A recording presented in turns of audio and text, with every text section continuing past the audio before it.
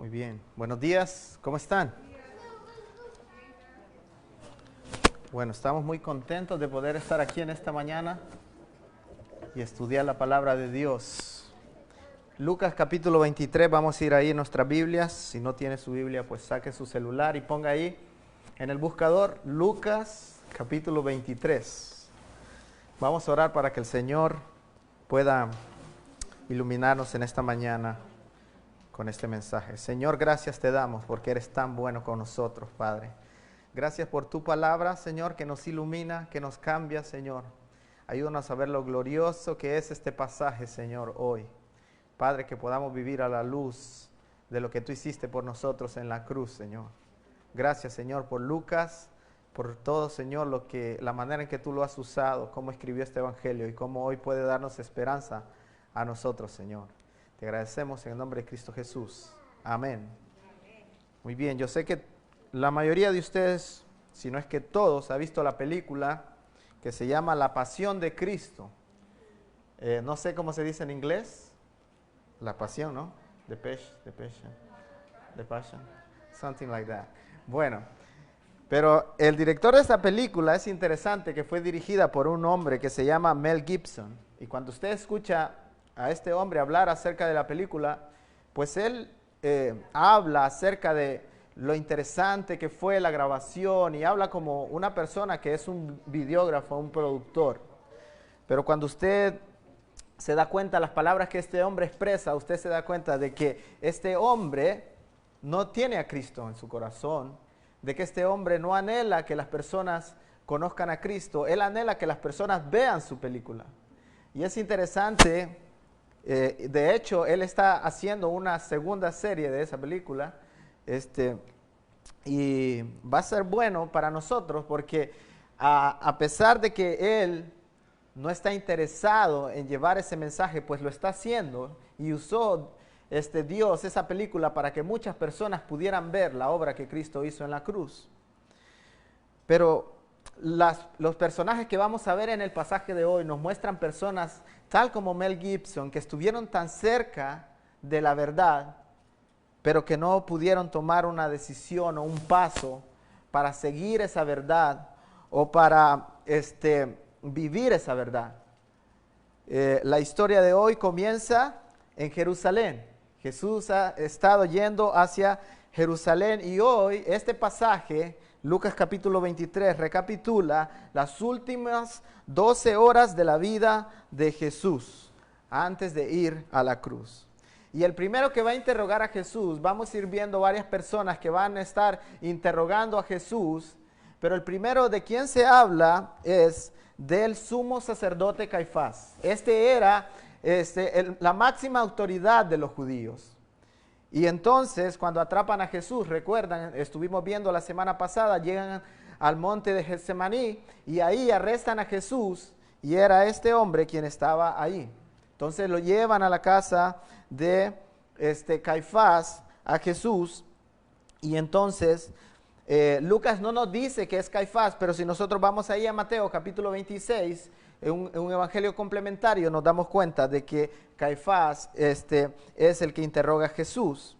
Y bueno, la semana pasada, al final del capítulo 22, nosotros pudimos ver cómo este hombre tiene una conversación con Jesús.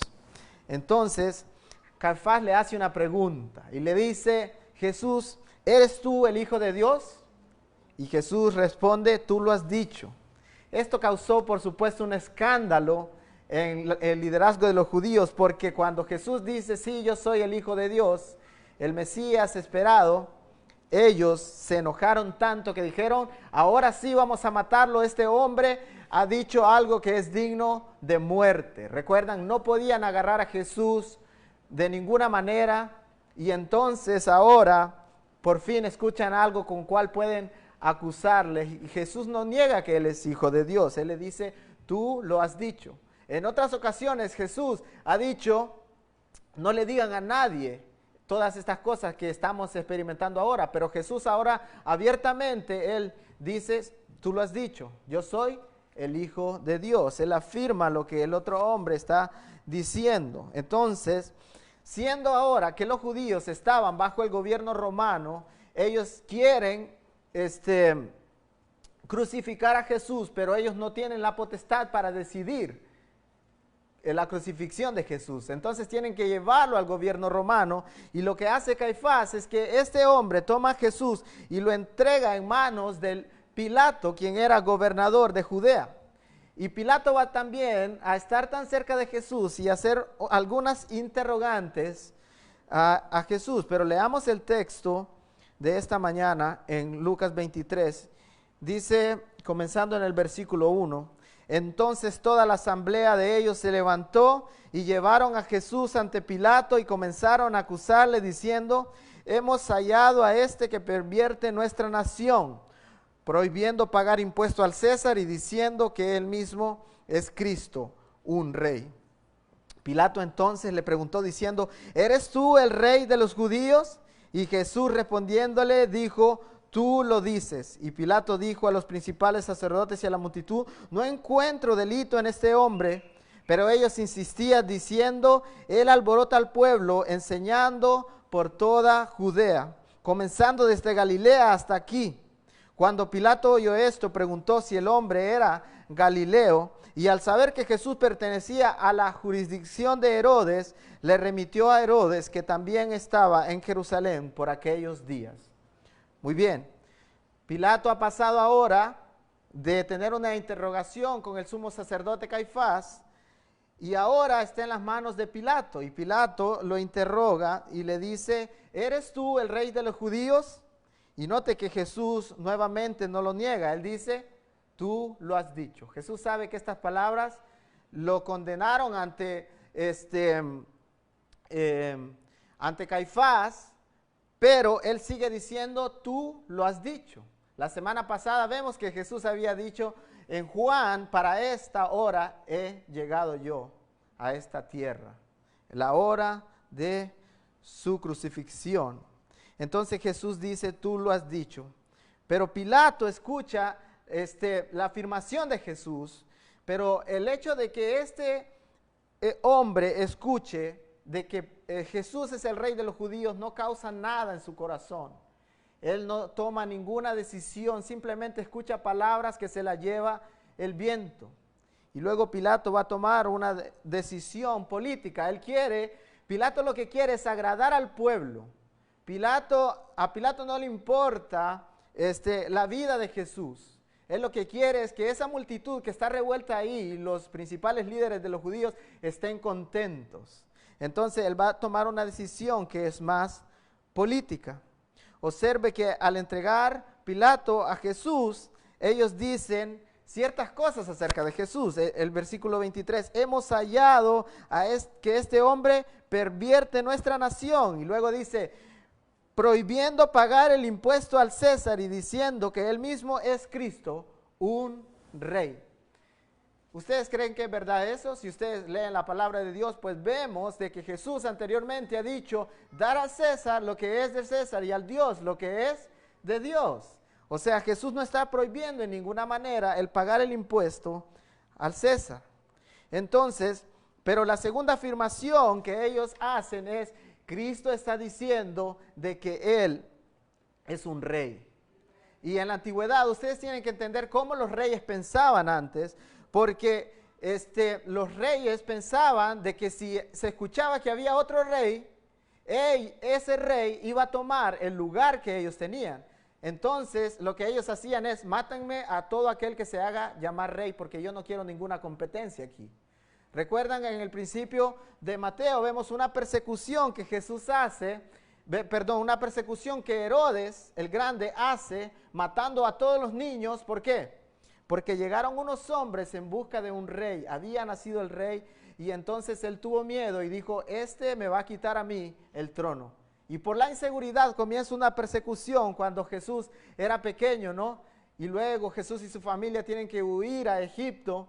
Ese era el temor que tenía un rey en ese tiempo. Entonces lo que quieren hacer estos hombres es hacer que Pilato piense que hay otro que se está levantando como rey y que Pilato diga, yo no quiero ninguna competencia aquí, vamos a matar a Jesús. Pero es interesante lo que dice Pilato, porque cuando nosotros leemos en el versículo 4, dice, yo no encuentro delito en este hombre. Y ellos siguen sus acusaciones y dicen que Jesús viene desde Galilea alborotando a la gente con todas sus enseñanzas. Es cierto, Jesús ha venido desde Galilea y su ruta final ahí es llegar a Jerusalén, pero Él ha venido haciendo milagros. Él no está levantándose como un rey. La gente no entiende de que el reino de Jesús era un reino espiritual. Él no iba a desbancar a ningún político romano. Pero estos hombres dicen, este hombre está haciendo un gran desastre en la nación, tú tienes que hacer algo con este hombre. Pero Pilato no encuentra nada con lo cual poder acusar a Jesús. Entonces, observe cómo Lucas describe ahora un cambio, ahora de Pilato a otro hombre que se llamaba Herodes. Dice el versículo 8, al ver a Jesús, Herodes se alegró en gran manera, pues había mucho tiempo que lo quería ver, por lo que había oído hablar de él y esperaba ver alguna señal que él hiciera. Muy bien, ustedes recuerdan a Herodes, estuvimos hablando de él. Herodes vivía con una mujer que no le pertenecía, era la mujer de su hermano. Por eso es que Herodes mandó a matar con influencia de su esposa a Juan el Bautista. Este es el mismo Herodes y él es gobernador de Galilea. Entonces los hombres dicen, desde Galilea ha venido haciendo una revuelta de la gente, y Pilato, no pudiendo acusarle a Jesús, manda y dice, este caso le pertenece a Herodes. Dice que Herodes se encontraba en esos días en la celebración de la Pascua allí en Jerusalén. Entonces había mucha fiesta por ahí y Herodes se encuentra por ahí y le llevan a Jesús. Y Herodes se emociona mucho. Él dice, hace mucho tiempo yo he querido ver a Jesús porque he escuchado lo que este hombre hace. Ahora, aquí hay una tercera persona. Herodes es la tercera persona que se encuentra con Jesús. Lo interesante aquí es que este hombre no está interesado en conocer quién es Jesús y seguir a Jesús, sino que lo que Herodes quiere es lo que muchas personas ahora en la actualidad quieren. Quieren de que Jesús le haga un truco de magia. Él quiere que Jesús lo entretenga, porque él ha escuchado que Jesús hace muchos milagros y por eso él se alegra de que Jesús es enviado hacia él. Entonces, dice el versículo 11, entonces Herodes con sus soldados, después de tratar a Jesús con desprecio y burlarse de él, lo vistieron con un espléndido manto. Después Herodes lo envió de nuevo a Pilato. Bueno, ¿qué pasó ahí? Jesús no quiso hacer los trucos que Herodes quería que hiciera. Herodes quería ver un milagro de parte de Jesús, pero Jesús está a punto de hacer el milagro más grande, pero no va a hacer lo que Herodes quiere. Estos son tres personajes que se encontraron con Jesús, le hicieron preguntas a Jesús, se informaron de lo que Jesús hacía, pero no fueron transformados por la palabra del mismo Dios. Y luego lo que hace Herodes es mandar a Jesús de nuevo a Pilato, porque no haya nada que hacer con Jesús.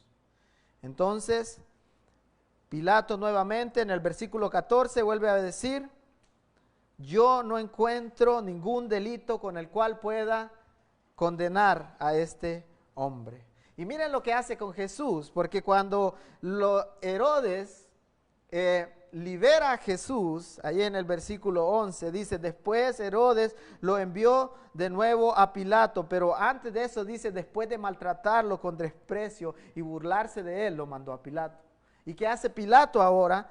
Pilato no encuentra delito en él, pero en el versículo 16 dice, por lo tanto lo voy a castigar y después lo soltaré. ¿Qué está pensando Pilato aquí? Él está pensando, si yo le doy una paliza a Jesús, los judíos van a quedar contentos por la manera en que yo le castigué y lo voy a liberar y el problema se resuelve. Pero la multitud comienza a gritar y dice, nosotros no queremos que tú simplemente lo golpees, nosotros estamos exigiendo que tú lo crucifiques. Entonces Pilato, por quedar bien con el pueblo, hace que golpeen a Jesús. Pueden ver toda la burla que Jesús ha ido sufriendo. De hecho, Herodes, porque Jesús decía ser el rey de los judíos, cambia a Jesús con unas ropas espléndidas, color púrpura, para que él fuera lo que los judíos lo acusaban, el rey de los judíos, y ahora bien vestido, aquí tienen a su rey. Por eso, al final, nosotros vemos de que echaron suertes, yo nunca entendía esto, dice, echaron suertes sobre las vestimentas de Jesús. ¿Qué significa eso? Bueno, todo el mundo quería las vestimentas de Jesús. ¿Por qué? Porque valían plata. Herodes había cambiado a Jesús y se había burlado de él y le había puesto ropas espléndidas. Entonces, estos hombres maltratan a Jesús. Ellos no encuentran nada malo en Jesús, no encuentran delito con qué acusarle, pero por complacer al pueblo, ellos lo maltratan. Entonces, en eso, cuando Pilato se da cuenta de que el pueblo no está contento, va a tomar una decisión. Pero el pueblo recuerda que hay algo que se celebra durante la Pascua, y lo que pasaba es que este gobernador romano usualmente liberaba a uno de los presos judíos para congraciarse con el pueblo. Y ahí está aquel a quien iban a soltar en vez de Jesús. Este hombre se llamaba Barrabás. Si usted lo puede encontrar en el versículo 18. Dice en el versículo 19, Barrabás se había echado en la cárcel por un levantamiento ocurrido en la ciudad y por homicidio. ¿Qué significa un levantamiento? Era una rebelión contra el gobierno romano. Barrabás había agarrado unos cuantos amigos de él y decía, vamos a derrocar al gobierno romano. Y cuando el gobierno romano se da cuenta, lo toman a él, lo meten a la cárcel. Pero no solamente por eso, Barrabás también era un asesino. Y por eso él está en la cárcel. Y Pilato quería soltar a Jesús, pero el pueblo comienza a decir, crucifícale, crucifícale. Y el pueblo fue agarrando más fuerza y ellos se fueron emocionando más y seguían diciendo, crucifícale, crucifícale, hasta que sus voces prevalecieron y nadie podía callarlos. Y el versículo 24 dice, entonces Pilato decidió que se les concediera su demanda y soltó, dice el 25, al que ellos pedían, al que había echado en la cárcel por insurrección y homicidio. Es necesario aquí, hermanos, apuntar de que la cruz, ir a la cruz era la peor maldición que un judío podía pasar. De hecho, si usted lee el Antiguo Testamento, va a encontrarse con que dice, maldito aquel que va a la cruz. Ahora, para poder ir a la cruz, este castigo no estaba para los romanos. Era tan horrible este castigo, tan vergonzoso, que los gobernantes dijeron, nosotros no vamos a castigar a ninguno de los nuestros con ese castigo. Solo los judíos. Y la única manera en que podemos castigar a alguien con la pena de muerte, que era la crucifixión, es si este hombre es un asesino. Entonces, ahí se le aplicaba la muerte, pero también se le aplicaba la muerte a aquellos que eran ladrones. Entonces, a los ladrones y a los asesinos se les aplicaba la pena de muerte, pero no podían ser romanos. Entonces, Pilato escucha los gritos de la multitud y dicen, hagan con Jesús lo que ustedes quieran. Pero yo quiero llamar la atención a ustedes a esta imagen de que aquel en el cual no se encontró pecado, se hizo pecado por nosotros. ¿Sabe qué? Jesús queda ahí y quien queda libre, el inocente va a la cárcel y va a ser castigado en la cruz sin tener que merecerlo.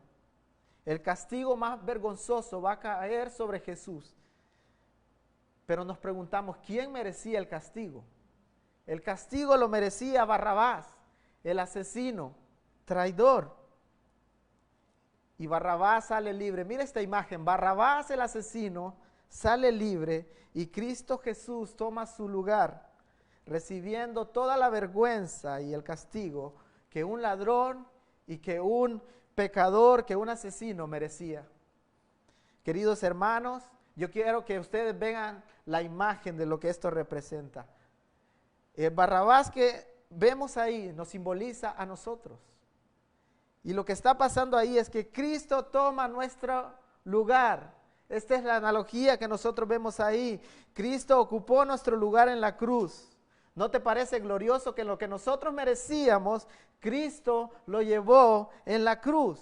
Así que el pecador es liberado y el inocente es culpable y va a pagar allí en la cruz. Pedro lo dice de la siguiente manera en 1 de Pedro 3:18, dice, porque Cristo murió por los pecados una sola vez, el justo, ¿por quién? Por los injustos, para llevarnos a Dios. Es gloriosa la obra de Cristo. Finalmente, hermanos, Pilato entrega a Jesús a la voluntad de los judíos. Lea conmigo el versículo 25, dice, y soltó al que ellos pedían, al que había sido echado en la cárcel por insurrección y homicidio, pero entregó a Jesús a la voluntad de ellos.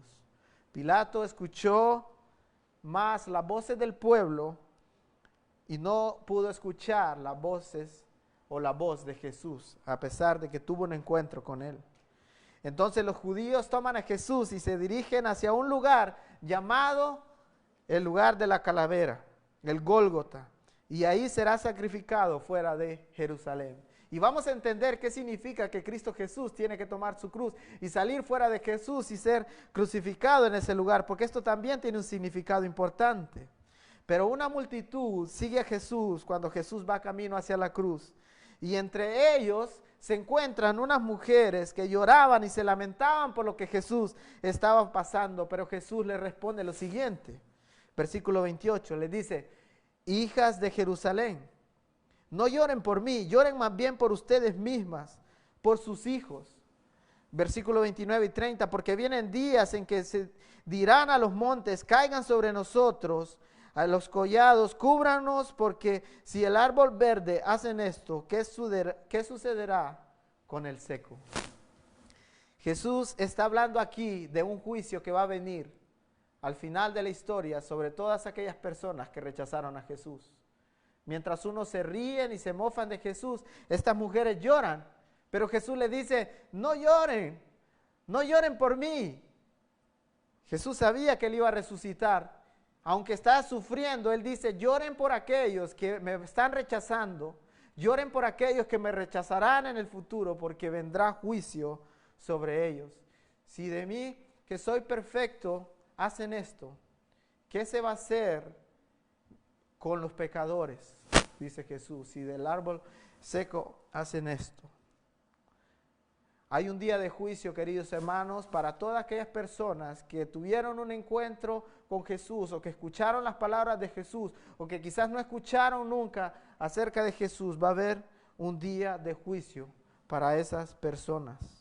¿Sabe qué, querido hermano? Jesús es el Salvador que es rechazado por muchos.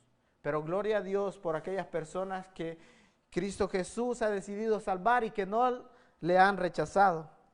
Así que a partir de este momento, en esta historia que vemos hoy, pudiéramos enfocarnos mucho en los sufrimientos de Jesús en el madero. De hecho, hemos predicado mucho acerca de esto, pero hoy no nos vamos a enfocar mucho en los sufrimientos, aunque los sufrimientos tienen su lugar. Aunque atravesaron sus manos con clavos, aunque la lanza atravesó su costado, la forma brutal en que se ahogaba ponía presión sobre sus pulmones y él tenía que poner ahora presión sobre sus pies para poder levantarse sobre esos clavos y poder respirar. Fue agonizante. Las últimas horas de Jesús fueron agonizantes. Y eso tiene su lugar en esta historia. Pero déjeme decirle que hubieron otros miles de personas que también fueron condenados a la cruz, tal como lo hicieron con Jesús. De hecho, a la par de Jesús hay dos hombres que también están siendo condenados porque eran ladrones. Pero lo que quiero que veamos hoy es el simbolismo de la cruz. ¿Qué significa la cruz para nosotros? Gálatas 6:13 dice, Cristo nos redimió de la maldición de la ley, habiéndose hecho maldición por nosotros, porque escrito está, maldito aquel que cuelga de un madero. Y otra vez Pablo en Romanos 3:24 dice, siendo justificados gratuitamente por su gracia, mediante la redención que es en Cristo Jesús, a quien Dios puso como propiciación por medio de la fe en su sangre para manifestar su gracia a causa de haber pasado por alto en su paciencia los pecados pasados. Ahora Pablo menciona dos palabras medias raras ahí. Dice, Cristo nos redimió. Y en Romanos 3:24 dice, siendo justificado gratuitamente por su gracia mediante la redención. Y luego en el versículo 25 en Romanos 3 dice, a quien Dios puso como propiciación. Muy bien, cuando nosotros comenzamos la vida cristiana, si nos preguntan, ¿tú sabes qué es redención? ¿O tú sabes qué es propiciación? Usted va a responder quizás, ¿con qué se come eso, verdad? Porque son palabras raras para nosotros. Pero en un sentido, Cristo lo que hizo ahí en la cruz fue librarnos de la maldición de la ley. Libertarnos a nosotros. ¿Qué significa eso? Bueno, vamos a entender de que Dios le dijo a las personas, si ustedes me obedecen, ustedes van a ser bendecidos en su familia. Si ustedes me obedecen, su nación va a prosperar. Si ustedes me obedecen, ustedes van a tener bendición en la tierra. Todo va a ser bendición. Pero cuando nosotros vemos la realidad de a quien se le hicieron estas promesas al pueblo de Israel, vemos que ninguno de ellos a quienes se le dio la ley fue capaz de cumplir la ley. Así que Dios, viendo de que el ser humano no podía cumplir con las expectativas que Dios había puesto en la ley, Dios tuvo que hacer algo y Dios tuvo que venir a liberar a la humanidad de la maldición de la ley.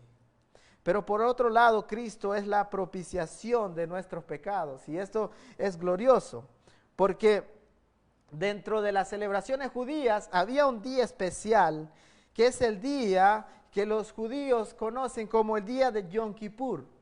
Ese día en la Biblia aparece como el día de la propiciación, el día de la expiación, perdón. Entonces se encuentra en Levítico capítulo 16. Y vamos a entender lo que significa estas dos palabras, el día de la expiación. Y lo leímos ahí que Pablo habla acerca de propiciación y redención. Entonces, déjeme hacer dos puntos aquí. La cruz nos redimió y la cruz propició la ira de Dios. Ahora, entendamos qué es lo que es la propiciación. Los judíos entendían esta palabra claramente, porque en el día de la expiación, el sumo sacerdote, después de hacer varios rituales de limpieza por sí mismo, tomaba 2 machos cabríos, y con esos 2 machos cabríos él iba a hacer algo. Número 1, sobre uno de los 2 machos cabríos, él iba a poner sus manos, y este macho cabrío se iba a mandar al desierto, y iba a salir fuera ahí del campamento de los judíos y se iba a perder ahí en el desierto. Cuando él ponía las manos sobre este macho cabrío significaba, era un simbolismo de que todos los pecados del pueblo estaban siendo traspasados sobre este animal. Y cuando nosotros vemos en Salmos, dice, así como está el oeste lejos del occidente, así Dios hizo alejar nuestros pecados, ¿verdad? Entonces, este animalito era un simbolismo de que se estaba llevando los pecados del pueblo, los estaba alejando totalmente, llevándolos tan lejos, allá donde no se podía encontrar en el desierto. Pero la otra parte de este sacrificio significaba el sacrificio de uno de esos 2 corderos. Y se tomaba la sangre de uno de esos corderos y lo que pasaba era que ahora el sumo sacerdote era el único que podía entrar en el lugar santísimo. Entraba al lugar santísimo, al lugar del propiciatorio se llamaba. Y ahí él rociaba la sangre sobre un lugar donde se encontraban las 2 tablas de la ley. Y entonces rociaba ahí la sangre. Y es interesante que el sumo sacerdote tenía que ponerse una campanita en el pie y lo amarraban a él, porque ese lugar era tan santo que si él no estaba bien purificado, si no había hecho toda la purificación antes, delante de la presencia de Dios, él iba a morir. Entonces, si escuchaban la campanita sonar así como que se caía, ni modo, hay que alar al sumo sacerdote para sacarlo porque murió en el lugar santísimo. Yo quiero que usted vea de que nosotros estábamos destinados a morir por haberle fallado a un Dios santo. Y Dios viene y a través de este simbolismo lo que hace es que con su sangre tapa la ley, cumple la ley a cabalidad. Cristo Jesús por eso no vino a los 33 años, sino que vino desde pequeño para cumplir a cabalidad y vivir una vida perfecta, la vida que nosotros no podíamos vivir. Y ahora a través de su sangre Él ha eliminado la maldición de la ley, lo que nosotros no podíamos cumplir. Así que nosotros somos salvos por gracia, no es por las cosas que nosotros hacemos, es don de Dios, según Efesios 2, 8 y 9. Vemos el valor. Ninguna persona podía sacrificarse. Habían 2 ladrones muriendo en la cruz, pero ellos no podían limpiar el pecado de nosotros porque no había valor en la sangre que ellos estaban derramando, pero había valor en la sangre que Cristo estaba derramando. Es un valor infinito. Por eso es que puede quitar todos los pecados de nosotros. Yo recuerdo de niño, hermano, que llega una edad donde uno entiende el peligro que es fallarle a su mamá. Así que muchos hacen chistes acerca de la famosa chancleta que les tira, ¿verdad? Y todo eso. Bueno, mi mamá sí nos agarraba a nosotros con sus propios puños. Y muchas veces nos aruñaba la espalda y era terrible fallarle a mi mamá. Pero yo me inventé un método que funcionaba muy bien. Yo me di cuenta de que yo podía correr más que mi mamá. Pero yo no quería estar corriendo y que mi mamá me estuviera persiguiendo. Así que yo lo que hacía es que corría rapidito, llegaba hasta un árbol y en ese árbol me subía. Mi mamá nunca se iba a poder subir a ese árbol. Y aunque pudiera, yo creo que ella no lo iba a hacer para irme a castigar ahí arriba. ¿Cuándo regresaba yo a la casa? Yo regresaba a la casa cuando quizás un vecino llegaba a visitar. Y entonces yo esperaba de que la ira de mi mamá se hubiera aplacado, de que mi mamá no pudiera olvidar el fallo que yo había hecho ante ella. Muchas veces eso sucedió, muchas veces no. Pero yo lo que quiero que usted entienda es que por haberle nosotros fallado a un Dios santo, Dios, como es un Dios justo, tenía que derramar sobre nosotros su ira por haberle fallado. Dios es Dios y Dios no va a olvidar aquellas cosas que nosotros hicimos contra Él. Él tiene que castigarnos a nosotros. Dios no es como mi mamá que se le olvidaba de vez en cuando. Dios tenía que castigar al pecador. ¿Y sabe lo que hace Cristo Jesús? Recibe toda la ira que nosotros deberíamos haber recibido y Él toma nuestro lugar en la cruz. Cristo es propicio, es favorable a nosotros. Eliminó, Él satisfizo la ira de Dios. Jesucristo con su sacrificio, Él lo que está haciendo es que Dios quede en paz con nosotros. Por las veces que nosotros le fallamos, ahora nosotros tenemos acceso al lugar santo. Ahora nosotros no necesitamos un sacerdote porque Cristo es nuestro sacerdote. Ahora nosotros tenemos acceso al Dios santo. Nunca pudiéramos haberlo hecho por nosotros mismos. Cristo tuvo que hacerlo por nosotros. Dios se olvidaría de nuestro pecado, Él no olvida como olvidaba mi mamá. Él tuvo que hacer que alguien pagara por nuestros pecados. ¿Sabe quién fue? Cristo Jesús. Así que Dios estaba ahí siendo propicio para nosotros. ¿Recuerdan que nosotros leímos una historia que decía un hombre que estaba orando, golpeándose el pecho, sé propicio a mi pecador? lo que este hombre estaba diciendo era, Señor, sé favorable a mí. Así que Cristo Jesús está ahí en la cruz haciendo algo que era favorable para nosotros, para la humanidad entera, quitando por completo la ira de Dios que iba a caer sobre nosotros. Pero es interesante también el sentido de la redención.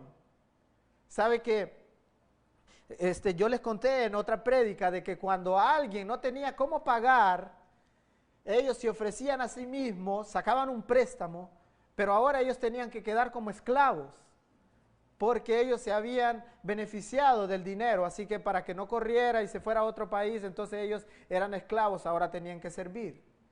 Pero en lo que ellos estaban sirviendo, ellos tenían no solamente que trabajar para pagar la deuda que tenían, sino que tenían que trabajar para comer, tenían que trabajar para sus gastos, para el champú, el jabón y todas esas cosas. Entonces, en lo que pagaban esas cosas, quizás iban pagando la deuda muy lentamente. Y duraban años para que ellos pudieran ser libres. Y había muchas personas que llegaban a lograr a pagar la libertad y decidían, se habían acostumbrado tanto a ser esclavos que decían, tenían la opción de salir libres o quedar ahí como esclavos para siempre. Y algo que pasaba era que si esos hombres habían sido esclavos solteros y luego se casaban y tenían hijos, su esposa, él podía salir cuando terminara de pagar la deuda, pero para cuidar a su esposa ellos no podían darle como que él tuviera una familia propia siendo esclavo. Entonces ahora él tenía que salir y luego comenzar a pagar la deuda de su amada esposa y de sus hijos. Entonces él salía y comenzaba a trabajar para sacar a su familia de la esclavitud. ¿Sabe que esa es la imagen de Jesucristo pagando por su amada esposa en la cruz, haciéndonos a nosotros libres para siempre de nuestro pecado? Y dice la Biblia que Él se dio en rescate por muchos. Jesús llevó nombres a la cruz. Él estaba diciendo, yo estoy pagando por mi amada iglesia para que ellos no tengan que sufrir la eternidad en el infierno. Así que cuando nosotros éramos esclavos de este mundo, éramos esclavos de nuestra carne, éramos esclavos del diablo, Jesús nos compró. Y por eso ahora nosotros vivimos como esclavos, pero de Dios.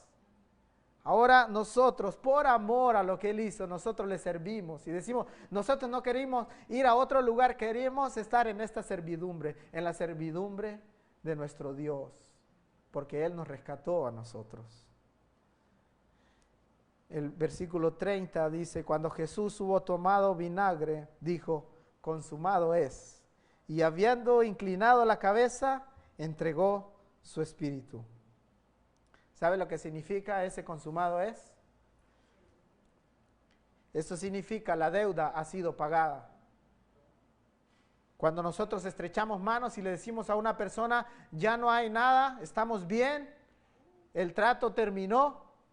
En el tiempo antiguo ellos decían en voz alta, consumado es, tetelestai decían. La deuda ha sido pagada. ¿La deuda de quién? La deuda que nosotros teníamos por los pecados que hemos cometido ante un Dios santo. Ahora yo quiero que vea dos imágenes aquí. Personas que tuvieron la oportunidad de decidir qué hacer con Jesús. Pilato se lavó las manos. Caifás no lo condenó. Herodes no tuvo la capacidad de tomar una decisión. Pero es interesante que Jesús llevó nombres a la cruz por los cuales Él había muerto. Y al estar ahí en la cruz podemos ver la evidencia de eso. ¿Sabe qué? Habían dos ladrones en la cruz que cuando fueron subidos ahí a ese poste de madera, comenzaron a reírse de Él. Y los dos comienzan a reírse según uno de los evangelios. Lucas nos dice que uno de ellos estaba riendo solamente, pero otro evangelio nos dice que los dos estaban riendo. Ahora, toma un instante solamente para que Dios pueda cambiar el corazón de una persona. Estuvieron unos momentos ahí y uno de esos ladrones le dice a Jesús, acuérdate de mí cuando vengas en tu reino. Y la respuesta de Jesús es, entonces él le dijo, en verdad te digo, hoy estarás conmigo en el paraíso. La religión nos dice tienes que hacer, tienes que hacer, tienes que hacer. Pero Cristo Jesús nos dice, yo lo he hecho todo por ti. Eres libre. Note que después de que Jesús entrega su espíritu o muere, que él ya no tiene vida, dice en el versículo 44, si me acompaña, dice, era ya como la hora sexta cuando descendieron, tinieblas sobre la tierra hasta la hora novena. Al eclipsarse el sol, el velo del templo se rasgó en dos, y Jesús, clamando a gran voz, dijo, Padre, en tus manos encomiendo mi espíritu. Y habiendo dicho esto, expiró. Y cuando el centurión vio lo que había sucedido, glorificaba a Dios, diciendo, ciertamente este hombre era inocente. ¿Sabe quién era el centurión? Probablemente uno de los hombres que estaba ahí resguardando a Jesús. Y Jesús muere y hay algo increíble que pasa. Dice que se oscureció la tierra, hubo un terremoto. Cualquiera pudo ser llamado a creer con solamente ver de que en el momento que Jesús murió sucedió eso. Pero hubo muchos que se retiraron simplemente golpeándose el pecho, dice Lucas. Pero este centurión que está ahí a los pies de Jesús dice, verdaderamente este era hijo de Dios. Toma segundos para que el Señor pueda cambiar el corazón de una persona y podemos ver cómo Jesús lo hizo con ese ladrón en la cruz y cómo Jesús lo hizo con ese centurión y cómo lo ha hecho a través de los siglos con muchas personas y cómo lo hizo con nosotros. ¿No es glorioso que nosotros no merecíamos que Jesús nos hubiera salvado, pero hoy estamos aquí con un corazón cambiado porque Él decidió darnos libertad y ser propicio para nosotros? Así que agradezcamos al Señor por lo glorioso que es la salvación que Él nos ha dado. Jesucristo simboliza a ese cordero que llevaba los pecados y que se mandaba al desierto, se sacaba de la ciudad. Jesús tuvo que salir de Jerusalén, fuera de la ciudad, y morir ahí para poder llevar nuestros pecados. Él es el Cordero perfecto. Jesucristo fue sacado de la ciudad, a ese lugar que se llama Gólgota, donde fue abandonado totalmente por el Padre, haciendo en este acto el traspaso de nuestros pecados hacia Él. Y la manera en que nosotros sabemos por qué Dios aceptó ese sacrificio es porque hay una resurrección. Porque hay una resurrección. Mire lo que dice Salmos 103:12, como está lejos el oriente del occidente, así alejó nuestros pecados, alejó nuestras transgresiones. Glorifiquemos a Dios y alegrémonos por lo que Él ha hecho en la cruz. Pero si hay alguna persona que hoy se identifica como pecador y es como ese ladrón que reconoció ese día diciendo, acuérdate de mí cuando estés en tu reino. Si hay alguna persona que reconoce como este centurión, verdaderamente este es el Hijo de Dios, eso significa que Dios está trayendo salvación hoy a tu vida. Dios cambiando tu corazón, porque nadie puede venir a Dios si el Padre no le trae.